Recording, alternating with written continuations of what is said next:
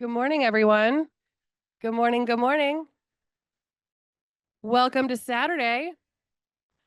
It's a little after 8:30, so we're going to get going. Hi, I'm Rachel with the Food Policy Council. It is amazing to see everyone showing up here off the road system. Thank you, Kodiak, for having us. We're going to kick off with our first session, but first, an announcement for all of the speakers today.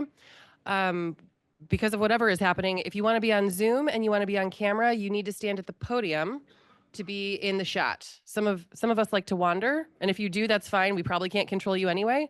So do whatever you're going to do, but just know that if you would like to be on camera, you need to be over by the podium today. All right. Well, let's welcome our first speaker who's doing our presentation on Kodiak Harvest, Building an Island Cooperative. Welcome, Myra. Hello, good morning. Rob is coming up here too. You can't get out of this. Good morning. My name is Myra Scholes. I'm the board chair for Kodiak Harvest Food Cooperative. And with me, I have Rob Stoffer, who is our amazing project director.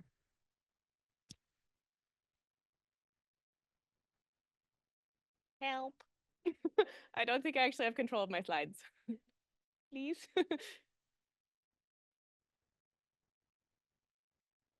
All right, so we have a slide deck to go through. Feel free to jump in and ask questions at any time. And I took this from our annual meeting and made it more applicable. So if something seems out of place, pretend you're a member.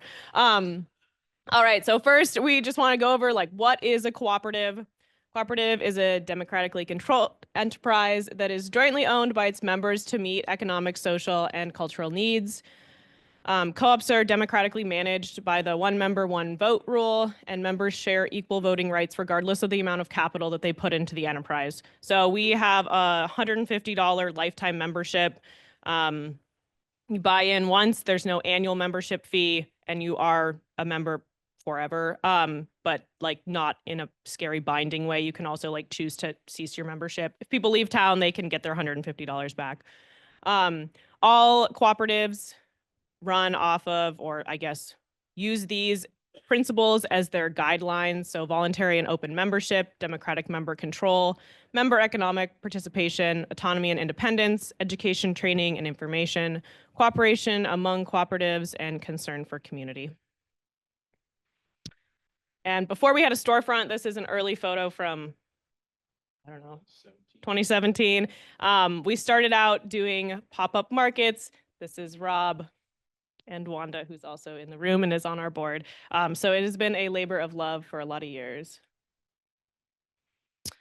So the benefits of a community-owned grocery store: everyone is welcome. You don't need to be a member to sell or to shop at the co-op. We try to stress that, especially in town.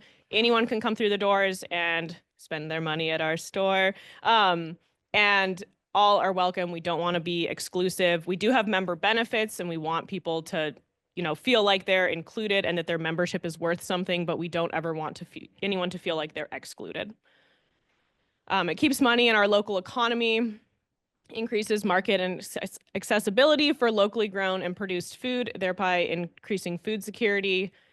We want to act as a stable market for our local producers, whether that's fishermen or local growers or homemade food, cottage food enterprises. It's driven by the goals and aspirations of members and the community. Surplus profits generated by cooperatives go back to member owners as dividends. So an easy example of this is REI. REI is the most recognizable cooperative, I think, and you get your dividends back based on how much you spend in the store for that year. We're not to this point yet, but we are breaking even, so we're getting there. Member owners get to elect the board of directors and have an equal voice in ballot initiatives. So at our annual meeting every year, there are 3 board seats that are up for election. We serve 3-year terms, and we have 9 board members. And like I said, 9 board members. This is already out of date, so don't look too closely at that. For Kodiak Harvest itself, our vision is to build a community-owned, full-service grocery store, emphasizing locally harvested seafood and produce supplemented with regionally sourced goods. Our mission is to provide Kodiak communities with quality food choices that are locally sourced, economically sustainable, and environmentally responsible while promoting education and engagement. And we honor the cooperative values of equity, equality, mutual self-help, self-responsibility, democracy, solidarity, honesty, openness, social responsibility, and caring for others. This is a photo of the store last summer. Okay, October. If you've been in, you can this weekend you can see that the store already looks completely different. We've gone through a lot of different store layouts. Yeah, we've been evolving quickly. So if you go in now, you can really appreciate how different things look. We're always trying to streamline it. Rob and the team that are in the store every day are constantly looking for ways to make things more efficient and make it easier to shop and the best customer experience. Okay, so this is a general timeline. I am probably going to step out of the Zoom view, but in 2015, there was a community planning day called Kodiak Strong, and folks expressed a desire for a local food co-op. So that's 10 years ago now. People often ask how long it took to get to where we are. We are now a decade into this. In 2016, a steering committee was assembled, and the co-op got a grant called Healthy Tomorrows through Providence Medical Center that provided an $85,000 grant to assist with the cooperative's initial development. And that was like admin costs. So that wasn't like securing a location or getting in any inventory. That was, I think, paid mostly for the professional market study. And that market study confirmed that there was significant interest in a food co-op in Kodiak, and the first membership was sold. Also coming out of that market study was the figure that they thought that a community our size needed 500 members to build like a sustainable brick and mortar.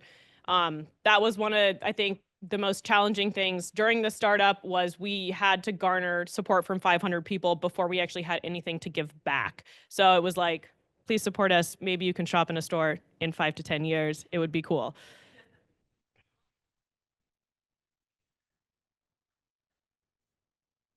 I think it was mostly this. I keep looking. My mom was on the steering committee. I was in college.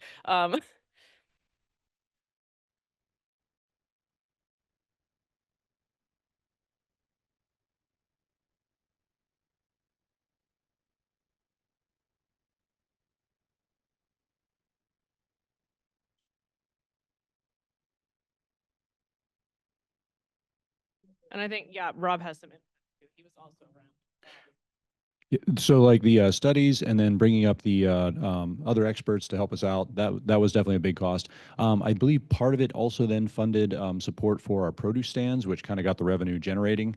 Those began to grow. There was a certain point where we hired the first employee, and then she managed those produce stands and really got people aware of what this could be and how it could support Alaskan and local produce. And those produce stands were just like pop up around town. So this building used to be a AC store, and they would do pop-ups like under the little balcony in front of it. The bookstore used to be in another building and pop-ups there. And that was produce coming down from Anchorage through Arctic Harvest, I believe, primarily. So it was just kind of like pop-up tiny farmers markets. I mean, one booth farmers markets, and trying to get people aware of what was going on.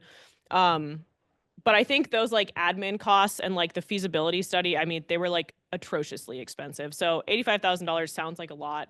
It really was just like the tip of the iceberg. 2017, the first official board was seated. 2018, like Rob was mentioning, the first staff member is hired, and that's when the pop-ups really started to happen. And 2019, produce stands continue. That is Rob and Wanda in front of the old AC building. That's what the siding used to look like on this building. It's very spiffy now.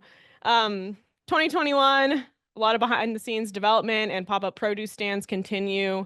And 2022, Kodiak Harvest storefront opens at 1420 Seelig Street. That's where we currently are. And we started out at 6 hours a week, offering a limited selection of Alaska-grown produce and goods. And that was that was almost also like very pop-up. We didn't have any like fridges or coolers that were displays. So every time the store opened, I think we were open 3 hours for 2 days a week. It was like Wednesday evening and Friday evening. You have to like pull out all your folding tables and get all your produce out of the fridge and put it all up. And it was like very limited, like Alaska produce, Alaska grown stuff, but you couldn't like fill a shopping cart and make a meal very easily. We also started this produce box subscription in November of 2022. And that is, as you'll see in future slides that Rob's going to go over, but that has been a huge, like steady generation of revenue for us. We pack like 70 boxes a week. And that continues to today. But I guess what I really wanted to point out in this graphic is all of this started in 2015 and we didn't have a storefront to show for it until 2022. So it took an incredible amount of behind the scenes work and community support before we had really anything to like point at and be like, this is what you get out of this. 2023, Co-op begins offering seafood from local fishers, hosts an off-season cottage food market for local food producers, and grows in staff, sales, members, and capacity. We kind of in the off season of the farmers market, we have a farmers market that runs June through September roughly. We would invite those local food producers in to do like pop-up, basically indoor farmers market. Now the store has expanded so much that we don't have room for that. We're all like a retail space. So someday, maybe when we have a large dedicated space, we can do that again. 2024, the co-op employed 8 team members, increased hours to 42 hours a week, and sold over $200,000 of local produce, eggs, seafood, and goods. And then this is just 2025 and beyond. At our annual meeting, we always ask members what they want to see and get their input to guide our like future direction. So also really cool, the last 3 years have been a ton of growth. As you can see, 2022, we were open 6 hours a week. We're currently open 42 hours a week and looking at expanding more as the summer comes around. Thank you. Members, this is also out of date. We have over 700 members now, which is really exciting, and is much easier, I think, to talk to people about the benefits of membership when they're like standing in a really cool store and can buy products. We have some member benefits. Our canned sockeye salmon, everyone got a can of salmon in their swag bag. Members get a pretty significant price break on that. Produce box subscription has moved to members only. And we have a member rewards program ready to roll. We're still trying to get that out, but it's going to be kind of like a Safeway style, like enter your phone number, gain rewards from that. Members will gain rewards at a higher level than customers, but it'll also be like kind of a customer appreciation program. And I'm going to hand these slides off to Rob to talk about the actual storefront. Thank you. So the storefront's grown pretty significantly. We start off, like we said, with some Alaska produce, some Alaska items such as Barnacle Seafoods products. And then we picked up a wholesaler at the beginning of 2023, Azure Standard. That's when we really looked at how do we expand into a grocery store that can provide people with their daily and weekly grocery needs. And so we've built up over time. We kind of paid as we went. So at that point, we'd had a support grant, the LFPP grant, that had managed the produce subscription program, but it was coming to an end. We used the last funds of that to buy a little bit more refrigerator, freezer space, and support our personnel costs as we got the store going. We've expanded to over 1,000 packaged products. You know, as you can see here, we've got over 250 refrigerated items, 133 frozen items, and this has actually changed more significantly again in the last 60 days. A big thing, we really work on having organic produce. If we're going to import produce, it's all organic. If it's coming from down in the lower 48. If it's coming from Alaska, we tend to know the growers. We have a better understanding of their practices, and it's a little tougher to be organic in Alaska and not as necessary small market. Same thing with local producers. We don't require that. We just have the standards we ask them to use is to mirror organic standards where they can. We've expanded into bulk options, and this has been a hit. This has been a great way of offsetting the cost of higher quality food. Organic food tends to cost more. It's made in smaller batches under more restrictive circumstances. It gives you a healthier food, but as you've all seen in the grocery store, it's always marked up higher. Moving to bulk options really gave people that opportunity to choose what they can buy, how much they want to buy of it, and that's really like made their shopping costs come down. A big hit is cleaners. We've moved to bulk cleaners. We're on an island. Our landfill is very finite. We had a hugely expensive expansion. That is the final stage of that landfill. After that, it'll have to be a new landfill, and we don't really have space. So anything we can do to reduce that and getting the community involved in that has been a lot of fun. People really have bought into that. We have 12 Alaskan producers. These are the various farms that we buy from, as well as food makers. That's always changing and expanding. 16 Kodiak producers. This is everything from farmers to fishers to food producers to things like health and beauty. Cheeses, we always like to highlight. We have a really strong cheese community in Kodiak, so it's a big deal for us to find quality and interesting cheeses. And I'll talk about a little bit about what it takes to engage your community. And lots of different meat and seafood options. This is really expanded. But the big hit was ice cream. As soon as we had ice cream, that was a big deal. So that really got people in the store. Produce box subscription. So this really drove us. Originally, we started as that produce stand, and it was a huge hit. Every Wednesday night, we'd be down in front of this building before it was rebuilt, and we would have lines out to the road. People were super excited. They would come in to buy Alaska beets, potatoes, cabbages, celery. I mean, whatever that we could get a hold of, they were interested in it, and they were really loading up too. We would get wiped out most weeks. When it transitioned into the storefront, that happened right after COVID. So that was the how to shop, in the time of COVID, and the boxes, the food boxes became it was a food hub is how it started, and so that developed into the produce boxes, which also had some local goods involved, such as breads, pastries, and so forth that you could purchase from those food providers, and the co-op would collect it, put it in the boxes, and send it out. That model has continued to be amazingly successful. There's multiple food boxes in Kodiak, different groups that do them, and there just doesn't seem to be a bottom of the market. We're at this point by far the largest with 70, and it's the cash flow each week is what helps sustain the store. The store has caught up to it, in that the regular sales within the store are now beyond the produce box, but it's such a popular model, and it guarantees that people are going to eat a lot of good, healthy produce. It gets them to their whole foods. So definitely, if you're going to start a small store, this is a huge hit. People eat a lot more produce this way, and they confess to it all the time that if they weren't getting the box and have to figure out how to make all that food, they would be buying half that produce.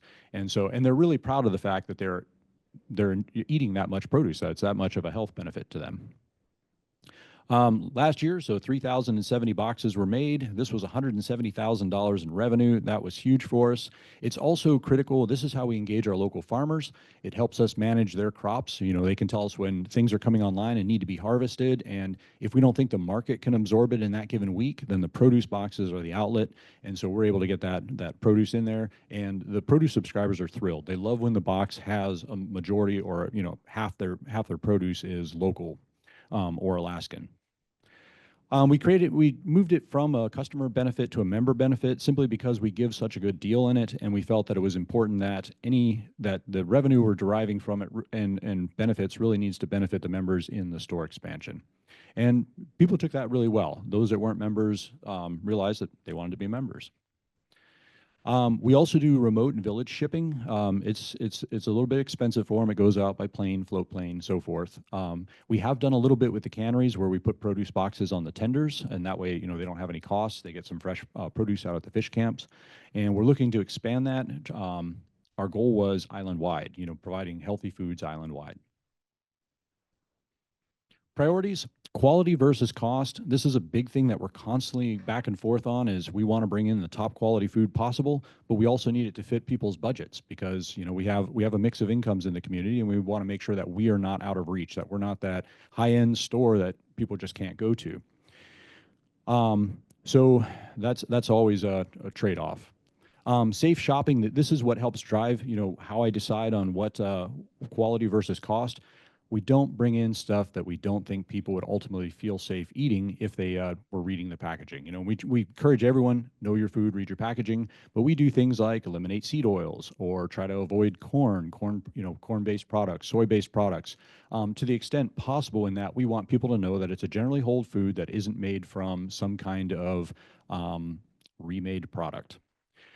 It's fun. It's my favorite part. It's like ordering Christmas every week, but man, is it a challenge finding certain items. So we were so proud when we found pita chips that were not made with canola oil. So that was like, and that was an example of how tough it can be to find stuff that is a quality. Supporting local foods, this is huge. Our fishers, our local farms, our makers. This is Judy Hamilton. She's one of our big suppliers. We get a lot of greens from Kodiak in the summertime. We're thrilled that we can bring in, or that we provide all greens both to our produce boxes and to the store simply locally. We only have to supplement spinach at a certain point because spinach hates Alaskan light. So, but it's been exciting being able to provide the cut lettuces, the kales. We have a wide range of greens that our local farmers grow. And then defining regional goods, this has been a difficulty as well, and this is the vagaries of transportation. Seattle is actually our backyard when it comes to transportation. The Shelikof Strait kind of forms a bit of a wall for us. We don't have an easy way to get stuff down here. We don't get chill or refrigerated or frozen through our shippers from the mainland. We get that directly from Seattle. So it's a bit of a barrier bringing in Alaska stuff and keeping the cost where it's reasonable for our shoppers to get to. It's something we're continuing to work on. We had an exciting conversation with Span. They may be starting a refrigerated service for us out of Anchorage. So we're hoping to increase that. But unfortunately, we've had to bring in a lot of like small farm products from out of state. And that's what we're hoping that we can start supplementing or replacing. Local economy, we're a huge impact on our local economy. And it's a circular dollar. What you spend in our store is, going to our employees, is going to our farmers, our fishers. And so that dollar keeps circulating within the economy. It has multiple impacts. It's not that it doesn't at the big box stores, but a lot of it tends to get siphoned off into the corporate operations. And their supply chains just don't have a lot of local support. They're mostly almost all import. We currently have 8 part-time employees. We had almost $180,000 in wages last year. That's all local. Support for our Alaskan farmers and producers was $25,000. And we realized that this number didn't actually include one of our key suppliers, which is Brightbox Farms. They're a hydroponic operation that provides us with lettuces and microgreens and herbs year-round. Supports our produce boxes. So that number is actually almost double. It's nearly 50,000 that went to local producers last year. We had 20, so this is an example of how much it's grown over the last year just in support of local. 2024, we had $48,000 that we purchased from farmers, fishers, and producers.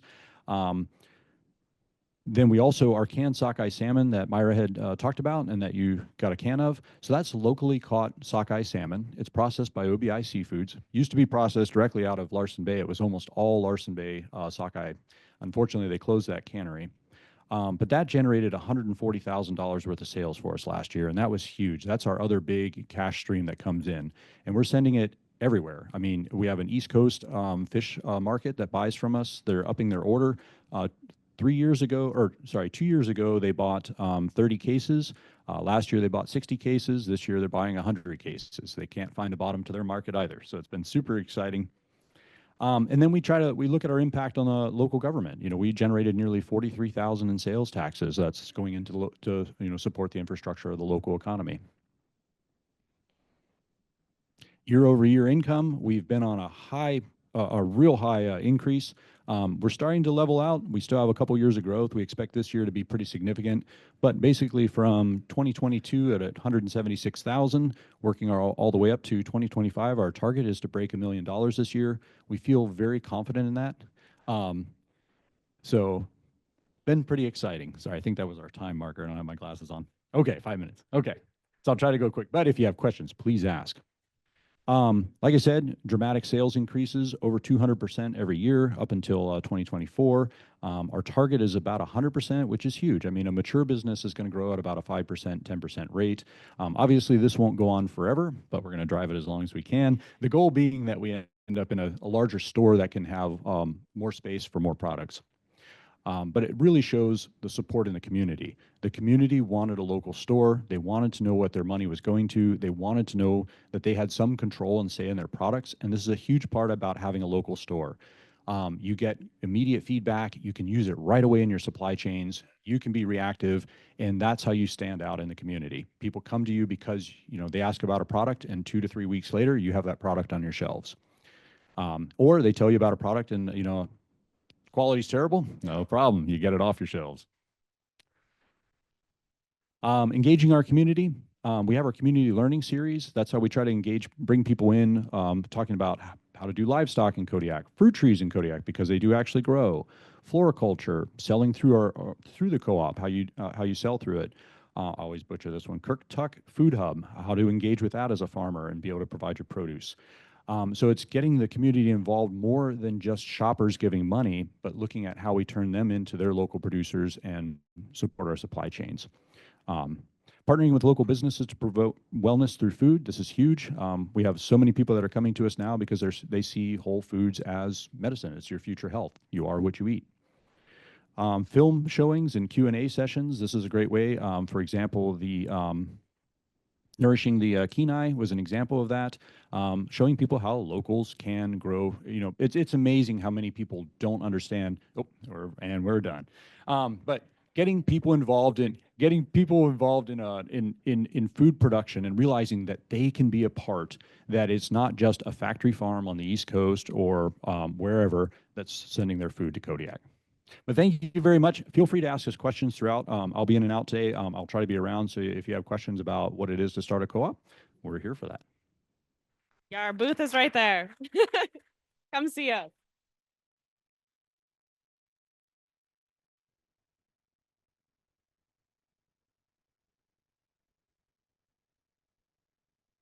What an amazing growth story. Thank you so much.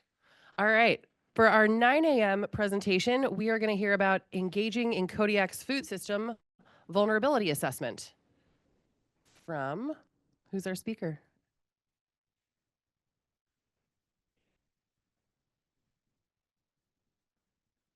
Awesome. You got the slides. Okay. I think so. Reminder, you're in the zone here. You're in the frame for Zoom. Oh, yeah. Oh.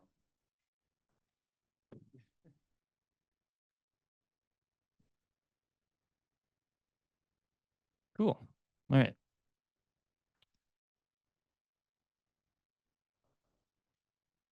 It's awkward.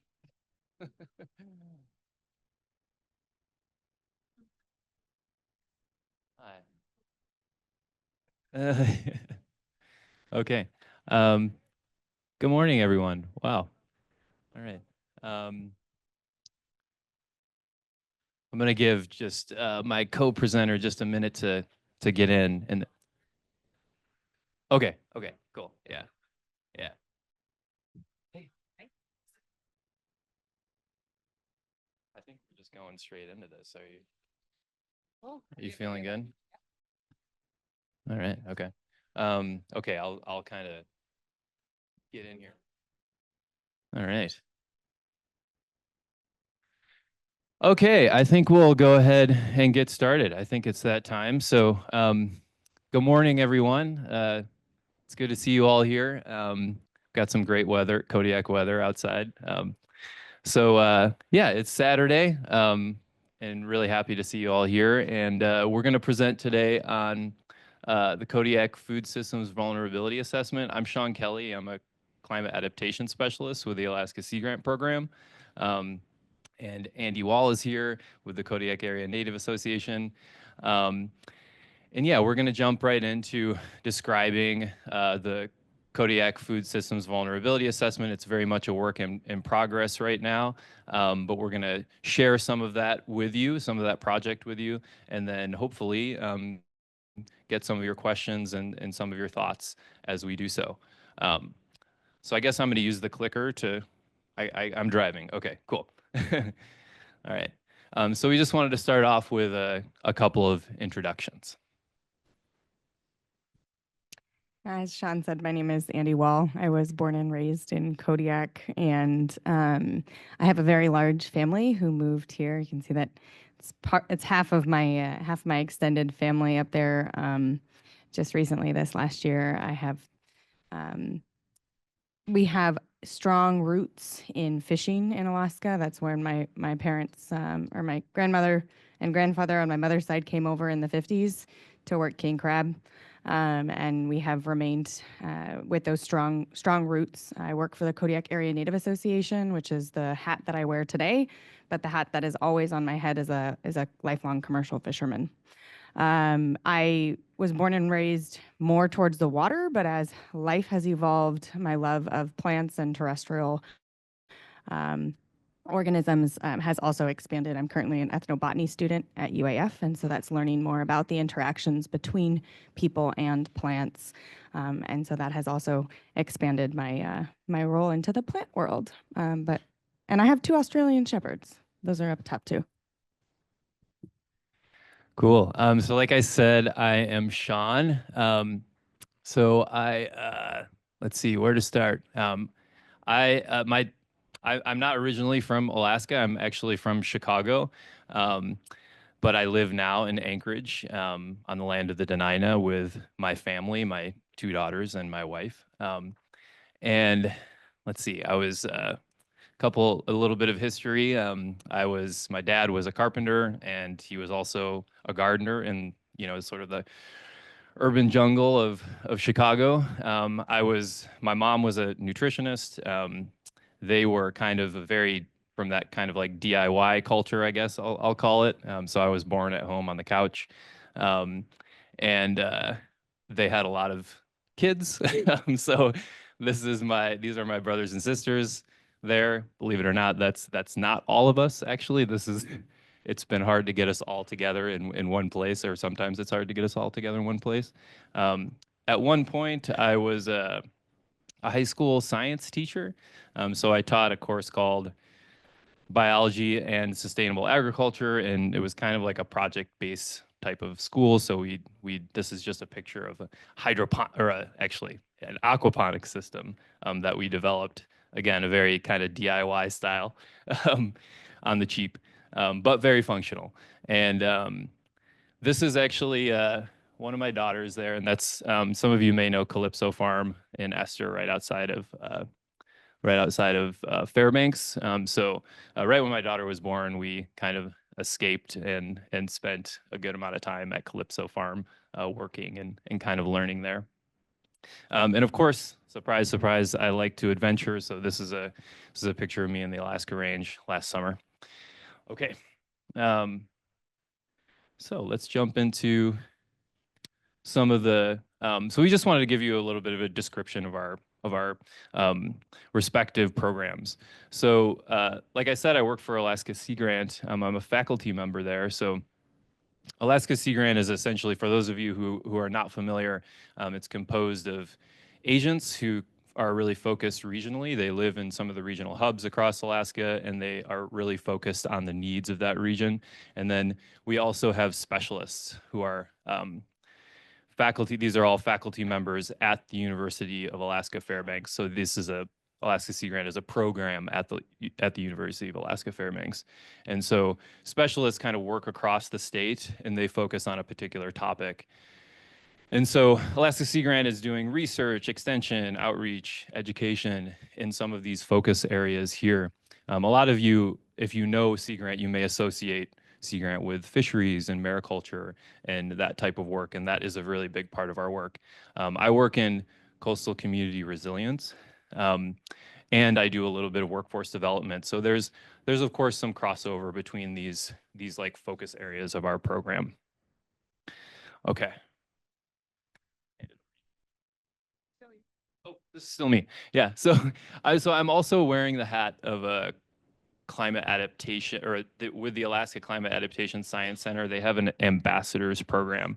And so the goal of the ambassadors program is to kind of connect some of the tools that are coming out of ACASC. So the Climate Adaptation Science Center produces a lot of tools that kind of inform inform regions and inform the entire state about environmental change and climate change and so on.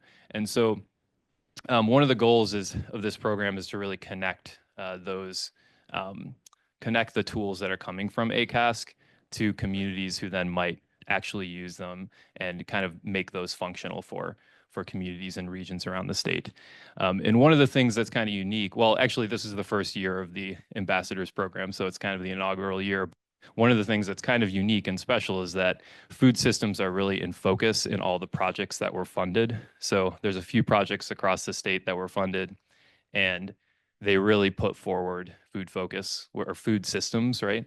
So this is something that has not really traditionally been a focus of ACASC, but I think it's really positive that, ACASC is going in this direction and really highlighting the importance of food systems, especially in Alaska and climate adaptation planning.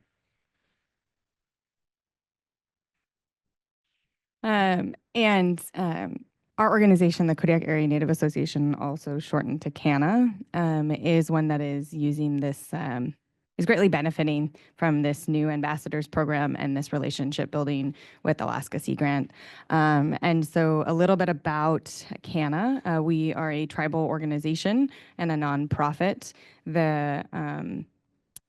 For many, many years, healthcare was the focus, and still is, providing medical health, dental health, behavioral health services to community members on the island of Kodiak.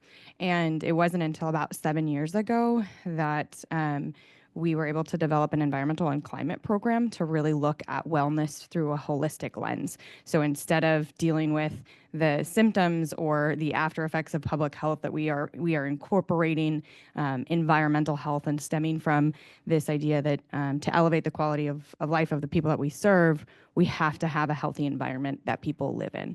And so that has come and been built very slowly and methodically through relationships. If anybody wants to know about the beginnings of that, Tyler Canellis is in the back. He loves when I point him out when he's not in presentations. But he is also, he's the director of the program. And the pillars of our program that have been built over time come from the priorities of the tribes. And what allows us to say that is that we have an environmental program that's a consortium through the EPA IGAP program. It's the Indian General Affairs Assistance Program. I think I said that correctly. And some tribes on Kodiak have their own environmental programs. And we applied for and received funding in 2017 to have a consortium program that helps support their program. So we review their work plans, their proposals, their priorities, and we build our program priorities and pillars off of those that are in that programs, those tribal environmental programs. Not all tribes on Kodiak have an EPA IGAP program, and so those priorities we identify through conversations and community meetings. But what we do provide is we do technical assistance, capacity building, we provide trainings, water quality monitoring in particular is where technical assistance comes into play, and solid and hazardous waste management. Many of the communities on Kodiak have class 3 landfills, which means they're unlined. So anything that you put in that landfill is going to have or could have an impact on your groundwater runoff and so forth. And so we do ocean acidification monitoring and harmful algal bloom monitoring. And then energy and sustainability. And then the newest kind of connector for these pillars is climate adaptation planning. Next. Okay. Cool. So I'm just going to talk a little bit about climate adaptation broadly across the state. So climate warming is accelerated. It's amplified in Alaska and other parts of the Arctic. All right, so you can see that there's some regional variation across the state in terms of how amplified that warming is. And you can see that, like, as you go further north, generally there's quite a bit more warming. So like the North Slope compared to Southeast Alaska, there's quite a bit of regional variation there. And then you can see also, so this image comes from the Alaska Center for Climate Assessment and Policy, and it's generally, this is historical change over the last 50 years, okay? And so and it's average temperatures, right? Just to have that be clear. But you can see that there's if you kind of disaggregate some of the data, you can see that there's quite a bit more warming in the winter in terms of average temperatures than in the summer. And these are having, of course, myriad, climate. These are translating to myriad climate impacts across the state. This is sea surface temperature, just because a lot of the wild food resources that we are all that are of importance to many of us, right? All of us are in the sea, in the ocean, right? This is also an important climate indicator to consider. We can see, I mean, I'm sure a lot of us are aware generally of some of these trends, right? Increases in sea surface temperature and, some warmer spots than others across the state. And these types of things are often through a bunch of different types of feedbacks contributing to climate impacts across the state. And those also range, as you might expect, they vary regionally, right? So you have things in Western Alaska like permafrost degradation and flooding and erosion. And then in Southeast Alaska, we're seeing, landslides or increases in the severity of landslides due to extreme precipitation and all types of other impacts. And this has led to an increase in climate adaptation planning. And also, an increase in amount of funding that's available for planning. So this is just these are some of the localized assessments and plans, climate action plans, climate adaptation plans that have taken place across the state. Some of them are in process because it is a lengthy process to go through a planning process. And some of them have been completed. And then there's also, I just have a few of the regional plans that are either, again, in process or have been completed across the state. And one of the things to note from this is that there are climate action plans that are being written in places like Fairbanks and Anchorage and Juneau. There are also a lot of climate adaptation plans that are being written by tribal organizations and consortiums, and also tribes in local communities like Hoona, or tribal organizations in local communities like the Hoona Indian Association. And that has a lot to do with the Bureau of Indian Affairs Tribal Climate Resilience Program really increasing its funding. I don't have really a figure here for you, but that funding has gone up over the past decade or so, by various degrees of magnitude, right? And it's quite a lot of support for that right now. We'll see what happens in today's funding environment, but there has recently been a lot of support for climate adaptation planning. Okay, let's see what's. So this is a little about Kodiak's regional tribal climate adaptation plan, and it is complete. It is up on our website, and also we are sharing a booth with the co-op, and so there's copies of that plan over at that booth as well, if you're interested in. And I was excited to see that what I printed yesterday ran out, and so if it runs out again, I'll be restocking it. But Grace Alwanger was she was a team member of ours, and she really led this effort in the Kodiak region. This was funded by the BIA TCRP program. And the adaptation strategies identified, we used, I'm going to back up for just a second. We used the model from Tlingit and Haida. They did a regional climate adaptation plan and a template that was editable by their tribes. And so instead of having each tribe have to start from zero, if they wanted to do their own climate adaptation plan, they would have a template in the region that they could use and adapt to their own needs. So Tlingit and Haida supported our application to take that model and implement it in the Kodiak area. And these tribal climate adaptation plans are inherently Western science in nature, lots of figures, lots of mapping, and what we found, or what Grace found when she went around and had conversations with folks, she put a steering committee together, and there was a lot of pushback for that framework on this climate adaptation plan. People said, I want my stories to be told in here. I don't really agree with that figure. I don't really agree with that knowledge and information, or putting our knowledge and information into this framework. And so what Grace did was really adjusted our regional climate adaptation plan to have more of a cultural revitalization, language focus, education, and outreach. And so it looks very different than other climate adaptation plans that you might see. And some of the focus areas and adaptation strategies that were identified was monitoring cultural revitalization, education, and outreach, and further capacity building. And so again, I can spend a lot of time on this. But I know we only have 30 minutes. But that was the very beginning stage of our climate adaptation planning effort. And what it led us to understand is that we need to do so much more work in this region. There's so much more learning for our team. There's so much more that we can do in this climate umbrella or pillar of the program. Cool. Yes, we have a lot more slides than this one. So I've done presentations just about this. So we have a lot more slides, but thank you. Thank you very much. All right. Okay. So there have been food specific assessments. All right. There have been a couple of more localized or regional food specific assessments or vulnerability assessments, and but there haven't been many. So one of the things that we're trying to do, of course, is look back at what's come before and see, and kind of learn from those assessments. So there's one up here that was done in 2020 in Southeast, so the HUNA food system assessment, and this was a mix of partners that really contributed to this, including the Sustainable Southeast Partnership, the HUNA Indian Association, and others.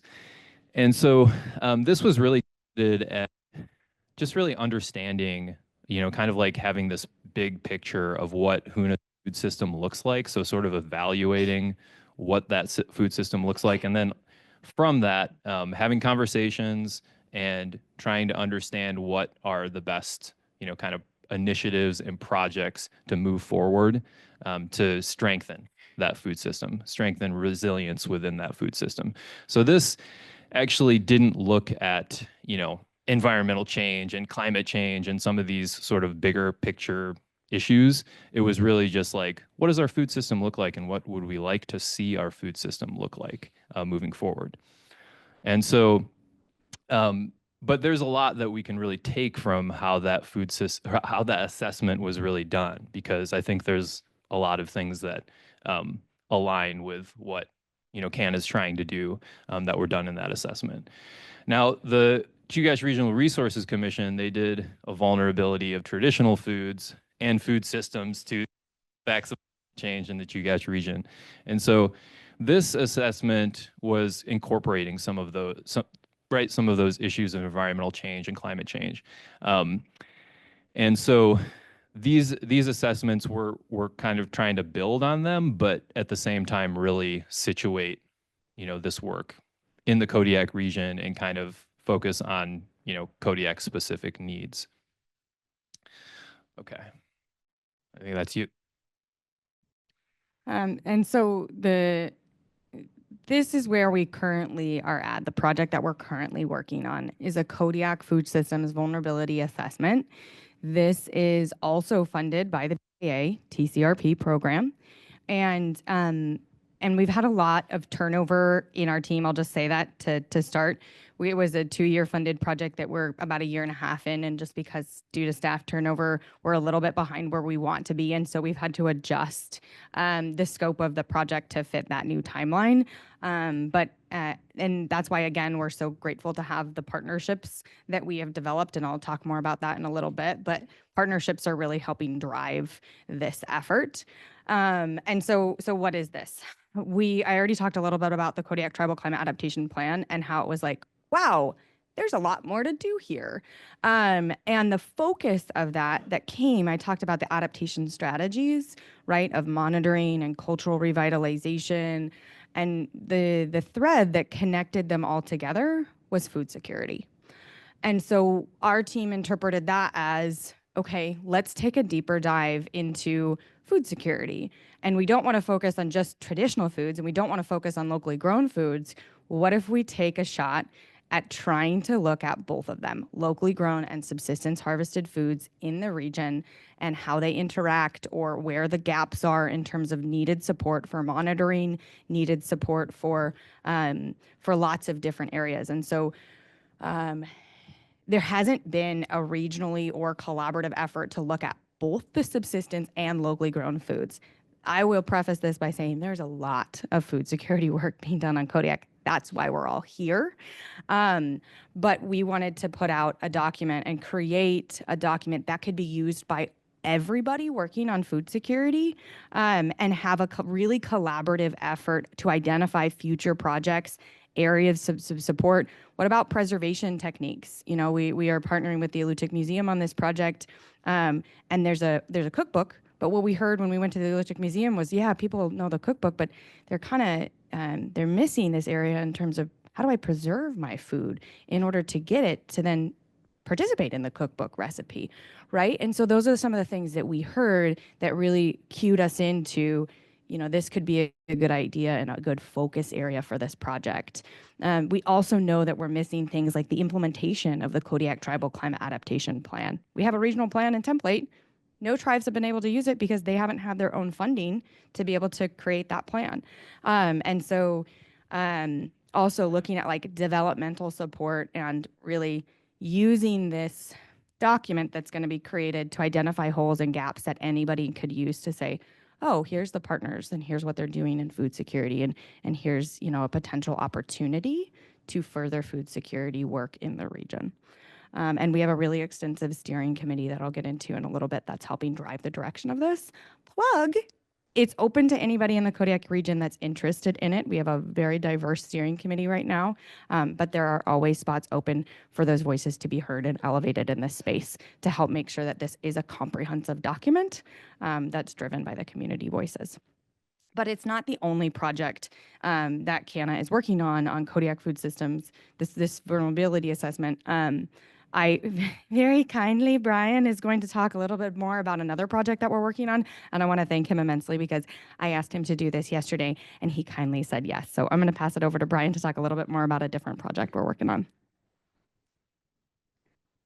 Hi, I'm Brian Ellsworth, and I work for KANA. I'm their farm to school coordinator, and we're just finishing the arc of a 2-year implementation grant that's followed a planning grant that preceded it.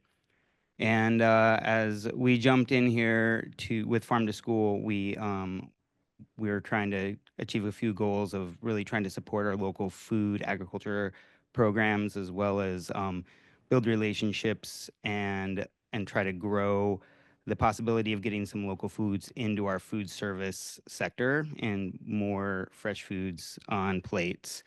A large job for me was to just like reach out and build community and see who was out there. I was kind of new to this world of agriculture in our community. I'm a longtime fisherman, but working in the dirt and with hydroponics was quite new to me. And so a lot of partners really helped this work. Many of them are here today. People from Kodiak Soil and Water, people from our local 4-H, obviously our local school district, and we've really done a lot to secure kind of smaller funding grants to launch and do revitalization of our school gardens, which were largely abandoned after the COVID period. And so we executed in growing our school gardens. I've worked to support our agriculture sector that is in our local schools, and built relationships with our Alutiiq grown farmers in our tribal schools to help grow some of their connections with their schools and support our rural school sites as well. One of the things that as our grant ends that we're really focused on is trying to figure out how we can have some lasting impact, and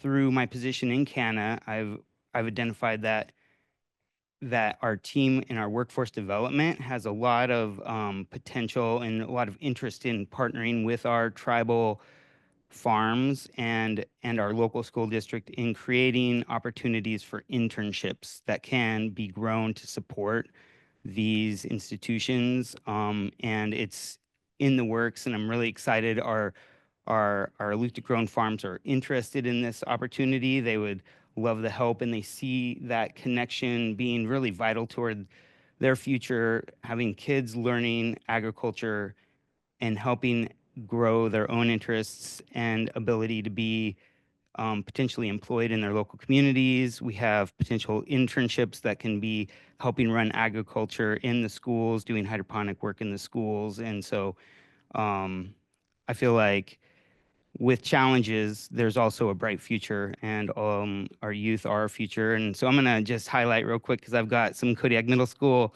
agriculture students here today. You guys give a little wave. And really, I wanted to thank APU for helping make it possible for them to be here as well. But yeah, getting our infrastructure revitalized and getting our kids involved has been a really meaningful and positive experience for me and a lot of youth. So thanks. Thanks, Brian.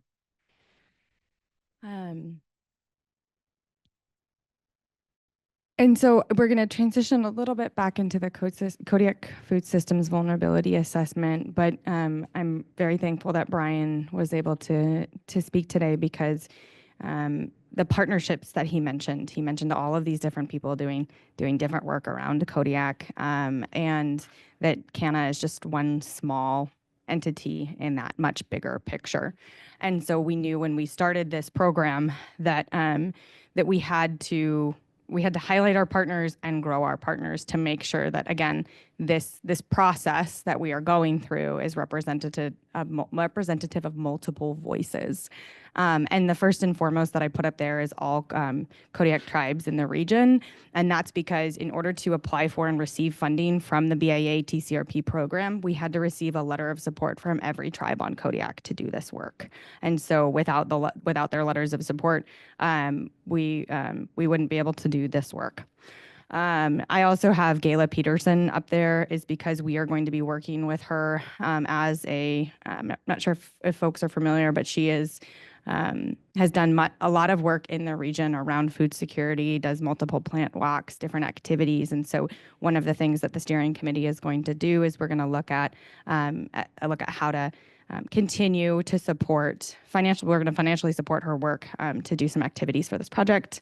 Like I said, we have a steering committee. Right now we have growers, Kodiak tribal members, some city representatives, some village city representatives. We have folks from Cali, a couple of growers, the Alutiiq Museum, Kodiak Food Harvest Co-op, and then we're also partnering with ADF&G Division of Subsistence, Alaska Sea Grant, and then a little bit more about some of those partnerships. Next slide, please.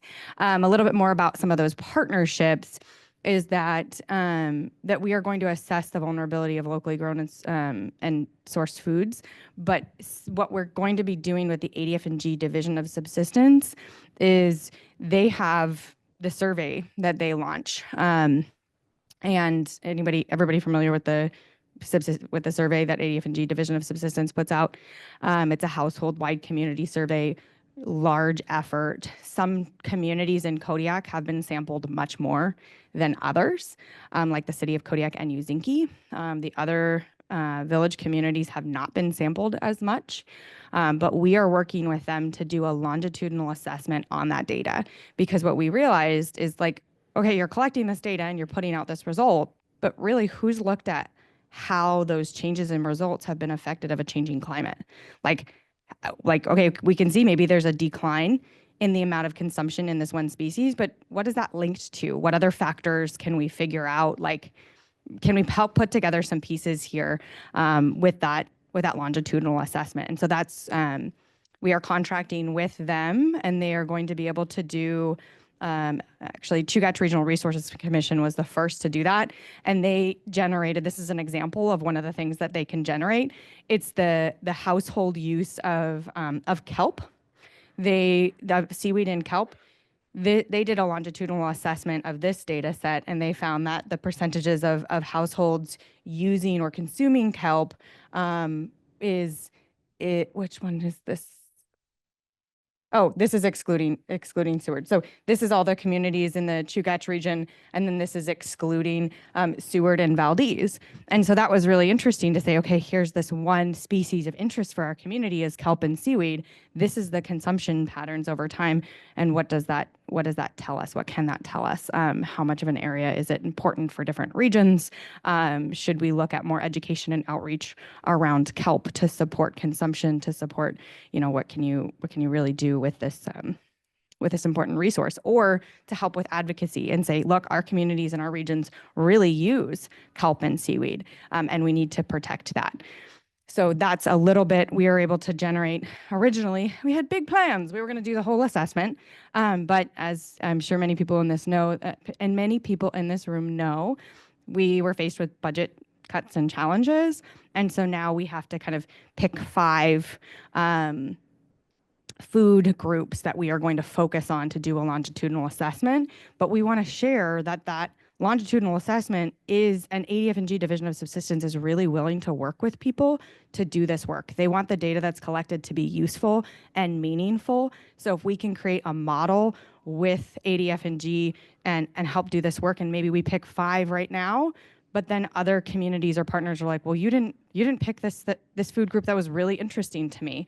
More than happy to share any resources and kind of make connections to make sure that work goes further. We are also working with the Alutiiq Museum to create educational content for the villages.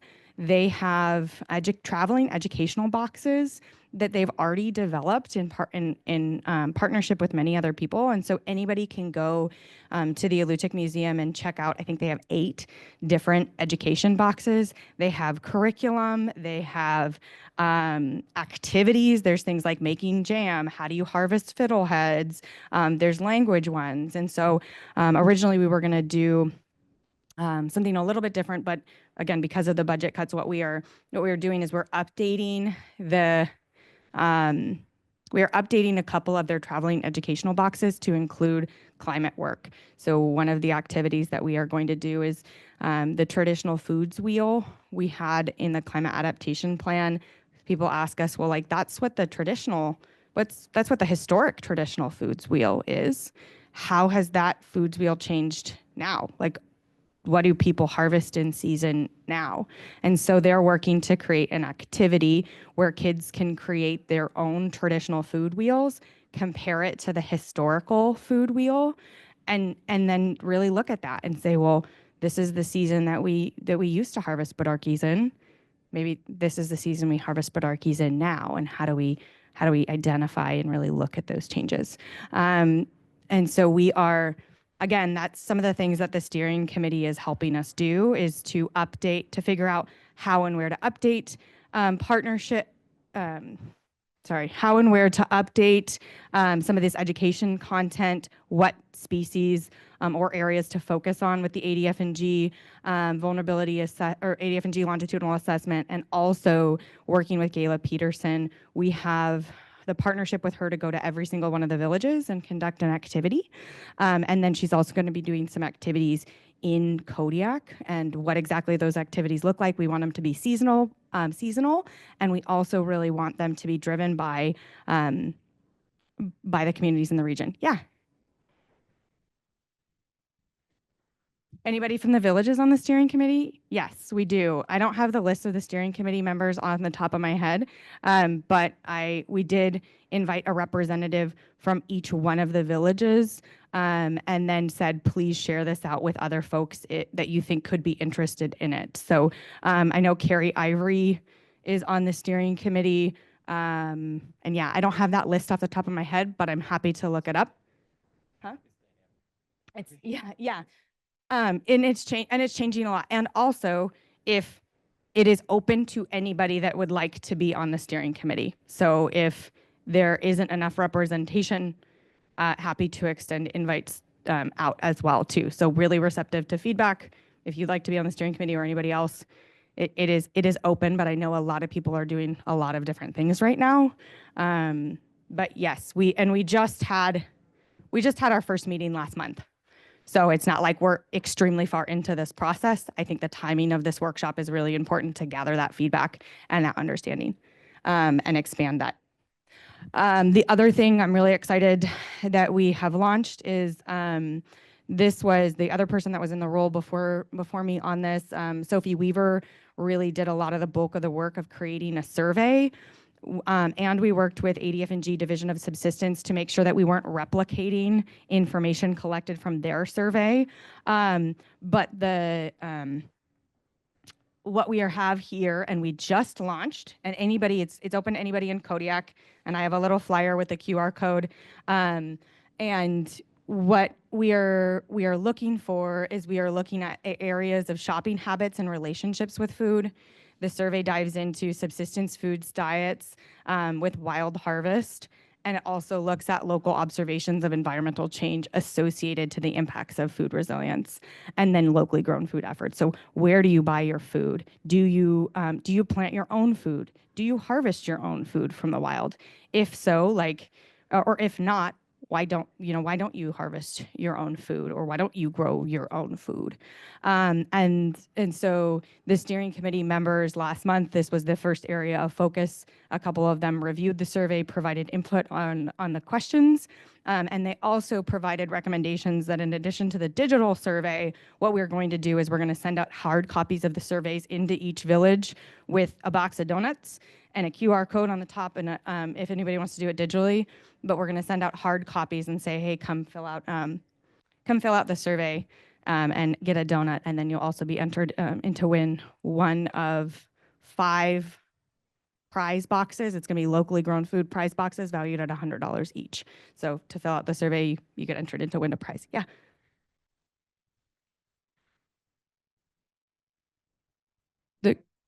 The question was traditional culinary practices. Can you tell me a little bit more about what you mean about that?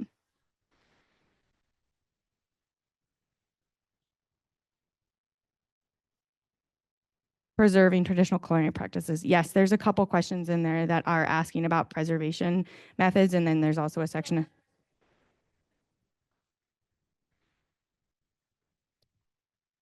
cooking and preparing.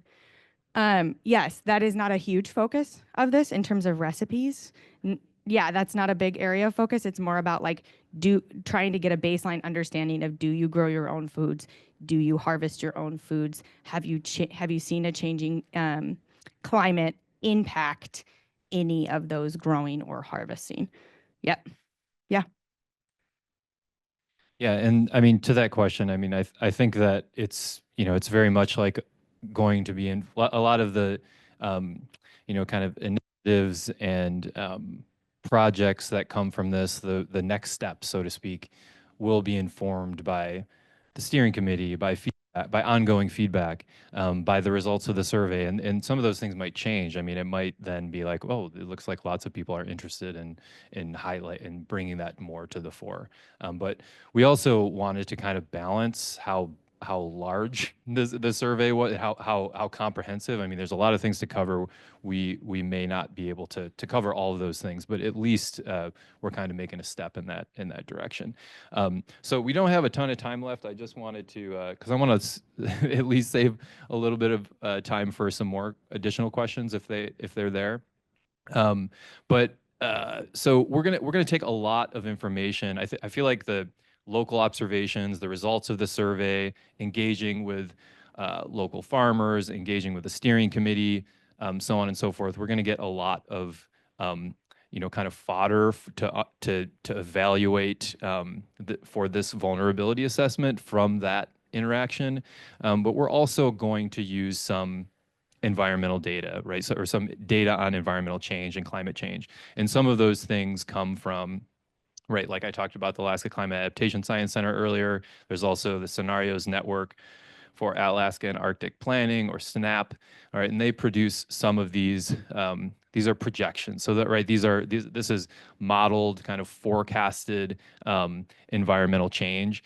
It's very dynamic. I'm happy to talk about this in detail. I don't have the time right now, but there's a lot of uncertainty, right, going into the future, and I think you have to just take some of these things for what they are.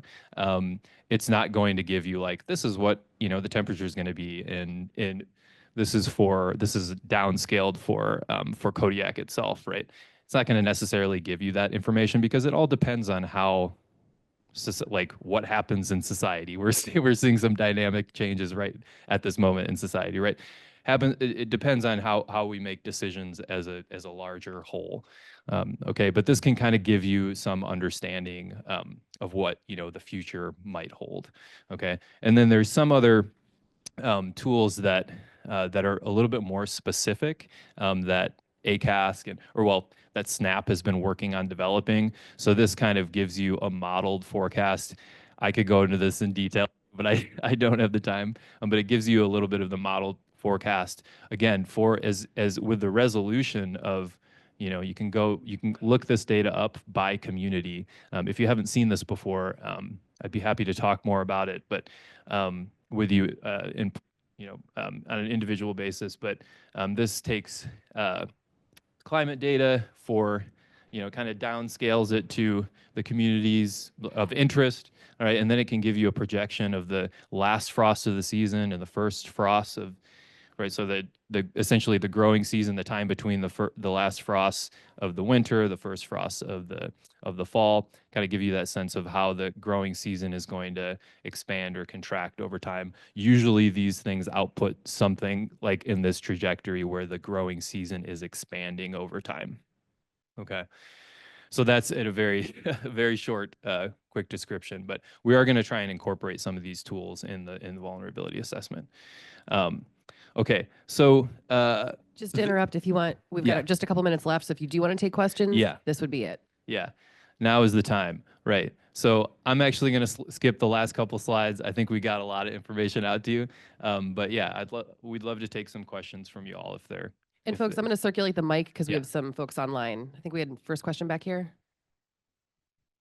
Yeah, you had Seward on your assessments. On the Kenai Peninsula, it's against the law to collect living seaweed if you live on the road system. I know it's kind of hard to imagine if you're not from there, but between colonizers and the earthquake, we lost a lot of seaweed beds, and that I would look at other factors where Alaska Natives have lost access to their traditional places to harvest because of land loss and as well as the climate change. And then there was one other thing, but I can't think of it. So Mhm, Yeah. Just to comment on that, thank you so much for the additional context for that. We do have specific questions on the survey about land access and land rights. So thank you for that. Yeah, a question on vulnerability assessments. One of the things we've learned in vulnerability assessments is the average temperature is not, for example, that interesting. What's interesting is the extremes because Right. people have to adapt to the extremes. So are you trying to model how extremes will develop over time with climate, with scenarios, for example? Is Yeah, that part of it? Yeah, that's a great question. Thanks for that question. Yeah, I think that the tool, like, so those are like those graphs that I was showing, those are like outputs from some of the tools that have been developed. But I think that these tools are this is a great start, like developing some of these tools. But I think that one of the goals like of those who develop those tools like Snap and ACASC is to get feedback, right? And understand what really, like what would be even more helpful than average temperatures to understand how to respond to change, right? So that might be, and it might be regionally different, right? Like in Kodiak, that might be like, well, what's cloud cover look like over the course of a year, right? What's some of the rain? I mean, right? We all can probably like expect what that's going to look like, but just like some of those outputs that are a little bit more specific to the region, and that's going to just take a lot of feedback and a lot of interaction with. I mean, I actually already started having some of those conversations with Kali, like Kodiak Archipelago Leadership Institute, right? Trying to understand like, for the folks that you're working with, for farmers in Kodiak, for whoever, right? Like what would be a more interesting thing to understand or a more interesting output from some of those large climate models, right? Because you get precipitation and temperature, average precipitation, average temperature, and those types of things. They're interesting, but also, how can you get a little bit more specific? We will do some of that work in this. We will look at Yeah. not just averages in this. We will look at more than just averages. Okay, folks, it is 9:45. It is time for break. Thanks for your attendance. Next session start at 10.